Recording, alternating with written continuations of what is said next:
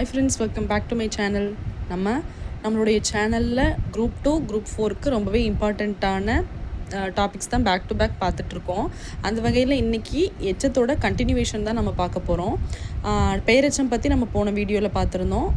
இப்போது இதனுடைய வகைகளை பற்றி பார்க்கலாம். தெரிநிலை குறிப்பு பெயரெச்சங்கள் அப்படின்னு சொல்லி இருக்குது. நமக்கு இந்த தெரிநிலை குறிப்பு நம்ம ஏற்கனவே பார்த்துருந்தோம் இல்லையா?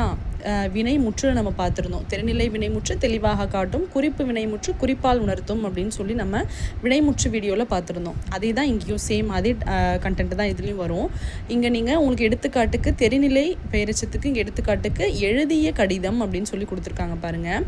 இந்த இடத்துல எழுதிய எனும் சொல் எழுதுதல் எனும் செயலையும் இறந்த காலத்தையும் தெளிவாக காட்டுகிறது. எழுதிய அப்படின்னா என்ன? எழுதும் ஒரு செயலை குறிக்கிறது. எழுதிய ஏற்கனவே இந்த செயல் முடிந்து விட்டது, ஏற்கனவே எழுதி முடித்து விட்டனர். அப்போது இது இறந்த காலத்தை தெளிவாக காட்டுகிறது. இவ்வாறு செயலையும் காலத்தையும் வெளிப்படையாக காட்டும் பெயரெச்சம் தான் தெரிநிலை பெயரெச்சம் அப்படின்னு சொல்லி சொல்லுவோம். இங்கே குறிப்பு பெயரெச்சம் குறிப்பால் உணர்த்தும். இங்கே எடுத்துக்காட்டுக்கு சிறிய கடிதம்னு சொல்லி கொடுத்துருக்காங்க பாருங்கள். சிறிய அப்படின்றது என்ன அப்படின்னா ஒரு பொருளுடைய பண்பு மட்டுமே. அதாவது சிறிய, பெரிய, மெல்லிய, கனமான, கடினமான இது எல்லாமே பொருட்களின் பண்பு மட்டுமே.